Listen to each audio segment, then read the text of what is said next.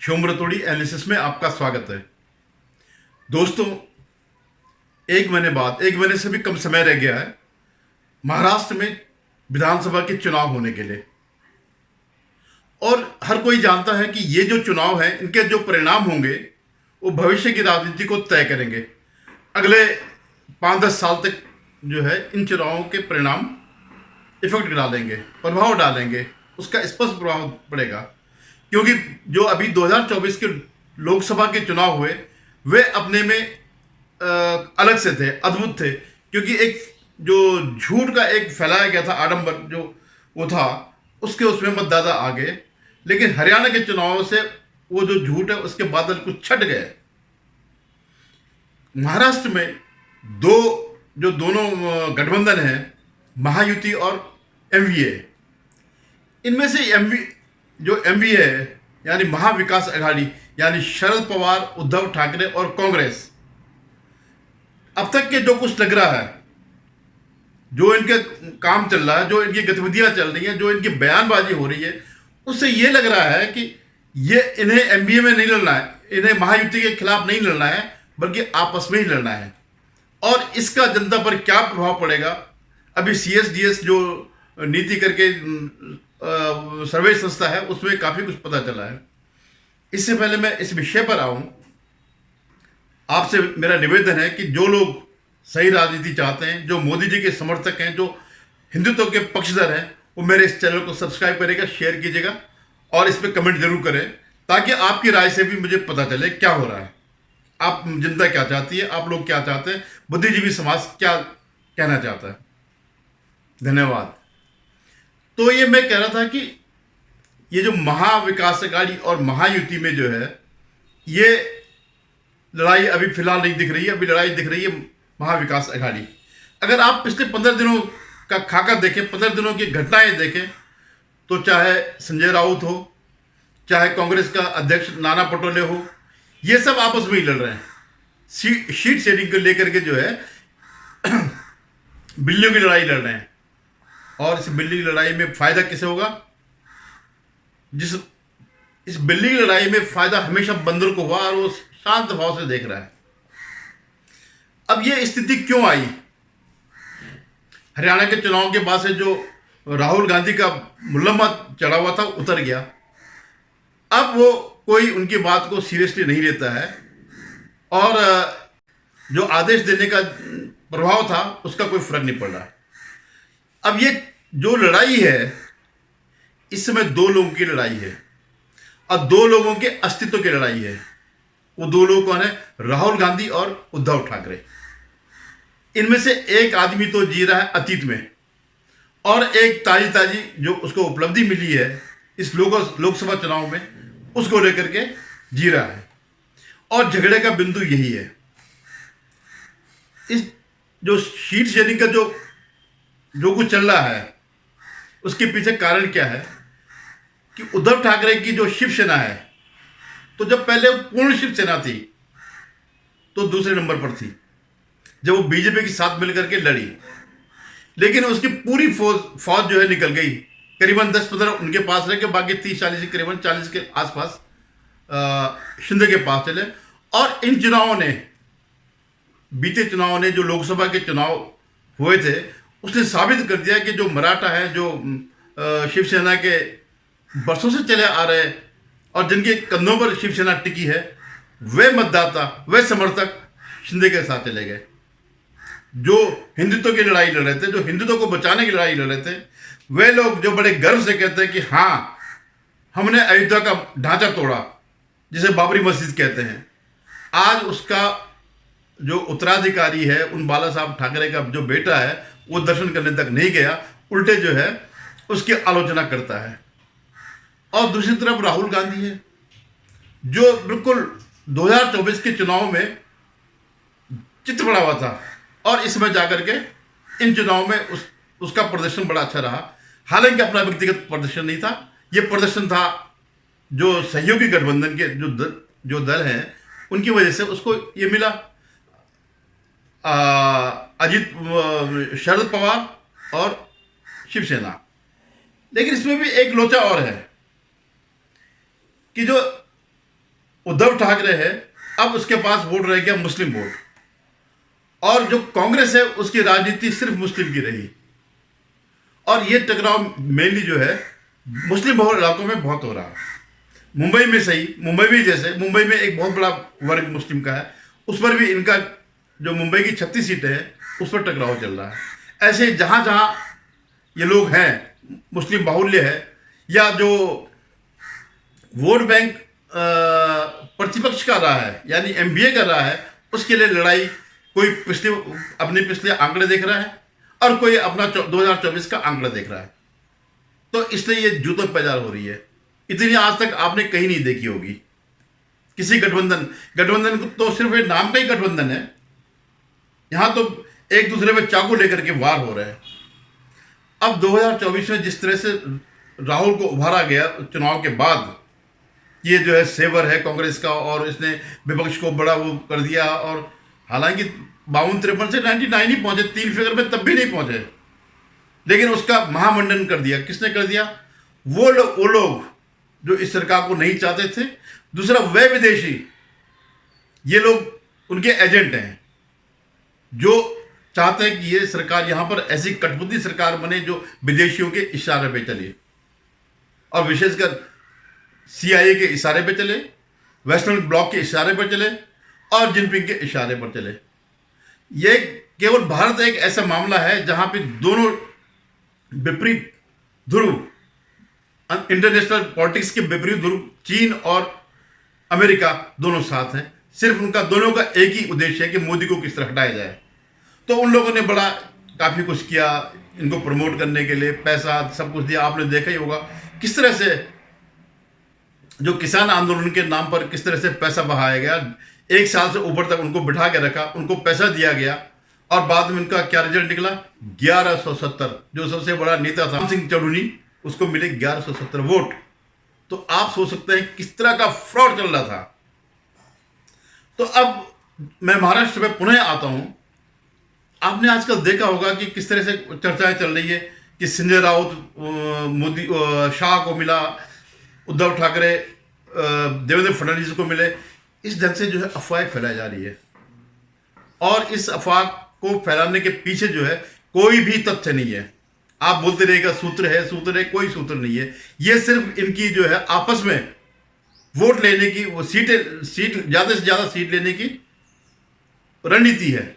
इस तरह अफवाह फैलाओ, ऐसे अफवाह फैला करके कांग्रेस को दबाओ, या कांग्रेस ऐसे अफवाह फैला करके उद्धव को जो है वो करेगा, उद्धव को अपमानित करेगा। तो इस ढंग से दोनों पक्ष से, कांग्रेस से भी और उद्धव से भी जो है, उद्धव तो इस तरह अफवाह फैला करके ये चाहेगा कि इन पर दबाव डाला जाए, एमबीए पर, महाविकास अघाड़ी पर, उसको सीट देने के लिए। क्योंकि थोड़ा सा उद्धव का इतना जरूर है कि वो जो है डिस्ट्रक्टिव व्यक्ति है। यानी अगर तुम मुझे नहीं अगर वो करोगे, ना एडजस्ट करोगे, ना मुख्यमंत्री बनाओगे, तो मैं तुम्हारा सारा कुनबा उजाड़ दूंगा। तो उसके पीछे थोड़ी सी कुछ खबरें जो है ये ऐसी प्लान की जाती कि अगर उद्धव उस तरफ चले गए तो इनका क्या होगा। हालांकि ऐसी महायुति में कोई भी संभावना नहीं है उद्धव ठाकरे को लेने की। वहां शिंदे चल रहे हैं, बड़े मजे से चल रहे हैं, और उन्होंने तो अपना एडजस्टमेंट कर भी दिया, सीट शेयरिंग कर दी है। 100 के करीबन 99 सीट की घोषणा बीजेपी ने कर दी है। ऐसे आज जो है जो पता चला 90 के आसपास 90-95 ये लड़ेंगे, शिंदे लड़ेंगे, और 50-55 के करीबन अजित पवार को ये सीट मिलेगी। तो अब इनका एक ठोस गठबंधन सामने आ रहा है जो महायुति का है, और जनता भी इनके साथ खड़ी दिख रही है। अगर CSDS सर्वे को माना जाए और न भी माना जाए, भाई 2019 में तो यही सबसे प्रबल थे, 2019 के लोकसभा चुनाव में भी और विधानसभा चुनाव में भी दोनों, और शिवसेना और बीजेपी तो स्वाभाविक साथी रहे दशकों से। अब वो स्वाभाविक आज भी है, लेकिन शिंदे का जो असली शिव सैनिक है, जो असली जनता जो इनकी समर्थक है, वो बीजेपी के साथ है। और उद्धव ने तो स्पष्ट कर दिया कि मेरे पास सिर्फ जो है मुस्लिम वोट है, और जो कुछ और जो बौद्ध दलित है या उस टाइप के जो लोग हैं वो उनके साथ हैं। और वही सबका, इन दोनों का, कांग्रेस का भी और पवार का भी, वही उनका वोट बैंक है। तो क्या जरूरत है लेकिन इस तरह से र्यूमर काफ़ी उड़ाई जा रही है और इसका अल्टीमेटली प्रभाव ये पड़ा कि जो है शायद कुछ ज़्यादा सीटें जो है उद्धव को दे दी जाएंगे और जो बीजेपी को कांग्रेस जो बहुत ज़्यादा मांग रही थी उसको भी थोड़ा कम मिलेगा। हालांकि कांग्रेस का मांगने का कोई वो नहीं है, कांग्रेस को सीट मिलने का कोई आधार नहीं है। सिर्फ 24 के अलावा कांग्रेस तो वहाँ समाप्त प्राय थी। 2019 के चुनाव में उसका एक एमपी था और 2019 के विधानसभा में सबसे चौथे नंबर की पार्टी थी और उसके बड़े बड़े दिग्गज भी चले गए। लेकिन अहंकार वो ये कि 2024 में हमारी उसने जो है हमारी सबसे ज़्यादा सीट आई, 13 सांसद आए, इसलिए हमें दिया जाए। लेकिन वो ये भूल रहे हैं कि ये तुम्हारा अपना बेस कुछ नहीं है, इसमें जो कुछ भी है बाकी जो और लोग थे और प्लस वो अफवाह है जो झूठ तुमने फैलाई और इनकी कहाँ हो रही है, इनकी टांगे कहाँ कांप रही है। जनता का जो लाडली बहन योजना करके जो बहन लाडली योजना करके जो मध्य प्रदेश में हुई थी वो इन्होंने लागू भी कर दी। ये तो वायदा करते हम खटाखट लेकिन बाद में मुकर जाते हैं, लेकिन उन्होंने तो लागू कर दी और इसका जनता में फर्क पड़ रहा है। एक वर्ग पूरे देश में ऐसा है जो इन चीज़ों के प्रभाव में आता है। वो इंफ्रास्ट्रक्चर नहीं देखता है, वो देश की मजबूती नहीं देखता है, देश की अर्थव्यवस्था नहीं देखता है, देश के विदेशों से संबंध नहीं देखता है, देश की जो तरक्की हो रही है उस पर बहुत ज़्यादा ध्यान नहीं देता। उसको इस आंकड़े से कोई संबंध नहीं है कि इन्फ्लेशन कम है या ज़्यादा है, महंगाई कम है या कंपेरेटिवली ज़्यादा है। वो इस बात को नहीं देखता कि महंगाई समय के साथ बढ़ेगी। भाई जो मजदूर आज से 5-7 साल पहले 250 रुपये लेता था, आज वो 500, 600, 700 रुपये ले रहा है। तो अगर काम करोगे तो उस हिसाब से पैसा भी मिल रहा है, ऐसा कुछ नहीं है। तो जनता का झुकाव भी जो है इस तरफ दिख रहा है, महायुति की तरफ, और इनमें कहीं कोई वो नहीं है, वो बड़ी मजबूती से एक दिखाई दे रहे हैं। इवन जो मुख्यमंत्री का प्रश्न है उस पर भी कहीं पर वो नहीं आ रहा है कि कौन मुख्यमंत्री बनेगा। हालांकि स्पष्ट रूप से इनका भी यही मानना है कि जिसकी बड़ी वो होगी, जो पार्टी बड़ी आएगी, जिसके ज़्यादा विधायक होंगे उसका ही मुख्यमंत्री बनेगा। लेकिन फिलहाल वो इसको नहीं कहना चाहते हैं। होना यही है जो 2019 में जो हुआ था विधानसभा चुनाव में, जब उद्धव ठाकरे अपनी सेना को छोड़ करके औरंगजेब की सेना से मिल गए थे, शिवाजी महाराज की सेना को छोड़ करके औरंगजेब सेना से मिल गए थे। तो वो निश्चित रूप से जो भी पार्टी बड़ी होगी, लेकिन इसमें कहीं कोई वो नहीं दिखाई दे रहा। और इस बार इन्होंने कई नए प्रयोग किए हैं, बीजेपी और महायुति के बाकी लीडर्स ने, उन्होंने बड़ी समझदारी से लिए। वो छोड़ दिया उन्होंने कि नहीं, अगर हम परिवार से किसी को नहीं देंगे, अब वो प्रथा उन्होंने बंद कर दी, क्योंकि समय के साथ ये बदलना ही पड़ता है। कुछ परिवार जो प्रभावशाली हो जाते हैं उनको देना ही देना पड़ता है, और ये जो है इनकी जो सूची निकली है उसमें स्पष्ट रूप से ये दिख रहा है। उद्धव जो महाराष्ट्र में आज की डेट में भी देवेंद्र फडणवीस की छवि सबसे अच्छी है, और इसकी भी बहुत जो शिंदे हैं हिंदुत्व के कारण उनकी भी छवि बहुत अच्छी है। शिंदे भी इस बात को जानते हैं कि अगर आज मैं मुख्यमंत्री हूं तो इस वजह से हूं कि बीजेपी की वजह से हूं, और आगे भी मेरा कोई भविष्य होगा, क्योंकि अब उनकी परीक्षा लोकसभा में भी हुई थी जो 9 सीट लाए, और विधानसभा में भी अगर वो उन मानक के अनुसार लाते हैं, शिवसेना का पूरा वोट लाते हैं, तो वो एक प्रतिष्ठित शिव सैनिक बन जाएंगे। उनको वही प्रतिष्ठा मिलेगी समय के साथ जैसे बाला साहब ठाकरे को मिलती थी। तो ये उनके सामने एक वो है, चैलेंज है कि हमारे अंदर कोई ऐसा डिस्प्यूट ना हो जो जनता के बीच जिससे गलत संदेश जाए, और हमारे जो वोट है वो आपस में कटे नहीं, बंटे नहीं। इवन अजीत पवार, मैं फिर भी कह रहा हूँ, अभी भी अजीत पवार भी अच्छा परफॉर्म करेंगे। हालांकि बहुत बड़े पंडित, सारे पंडित ये कह रहे हैं, राजनीतिक पंडित हैं जो ये कहते हैं कि अजीत पवार डेसिमल हो जाएंगे, खत्म हो जाएंगे, लेकिन ऐसी कोई संभावना नहीं है। उनके साथ बहुत बड़ा वर्ग मराठों का है जो शरद पवार वाला, और उसके साथ बीजेपी की समर्थक, क्योंकि एक बार उसमें तो बिल्कुल नहीं मिले। लोकसभा चुनाव में दोनों के जो वोटर्स थे वो ट्रांसफर नहीं हुए वोट का, जो दोनों के समर्थक को वो नहीं मिल पाए। लेकिन अब क्योंकि थोड़ा गुबार दब गया है, जमीन पर आ गया, सारी धूल जमीन पर आ गई, अब इस चीज़ को वो लेंगे ही लेंगे। तो अजीत पवार को भी जो एक तरफा माना जा रहा था कि सफाया हो जाएगा, ऐसा नहीं होने वाला। और उनको भी जितनी सीट मिली है इसमें महायुति में, वो बहुत अच्छी सीट है। वो जो है उनके जो अभिमान, उन पे चोट नहीं लगेगी। अभी एक फैक्टर और है, अभी मनोज जरांगे जो मराठा आरक्षण की बात जो करता है, उसने भी फैसला कर दिया कि मैं अपने कुछ लोगों को उतारूंगा, एक पार्टी बनाऊंगा और अपने लोगों को चुनाव में लड़ाऊंगा। अब आप ये देखिए कि वो किसके वोट काटेगा, क्योंकि मनोज लोकसभा चुनाव में जो इनकी हार हुई है महाविकास अघाड़ी की, उसमें मराठा वोटर भी एक बहुत फैक्टर था। मनोज ये जो वो है, ये भी एक बहुत बड़ा फैक्टर था, जरांगे जो है, क्योंकि मराठा आरक्षण देने का मतलब ये है कि आपने ओबीसी से कुछ वो काटे हैं। जो ओबीसी वोटर्स महाविकास अघाड़ी के साथ थे वो इनसे नाराज हो गए, नहीं महाविकास अघाड़ी महायुति के साथ थे, बीजेपी के साथ थे, वो उनसे नाराज हो गए, क्योंकि उनका ही अगर मराठों को आरक्षण मिलता तो उनके कोटे से मिलता। लेकिन अब ये इसके अलग से उठने से अब वो इश्यू खत्म हो गया। और आप देखिए कितनी चतुराई है शरद पवार की।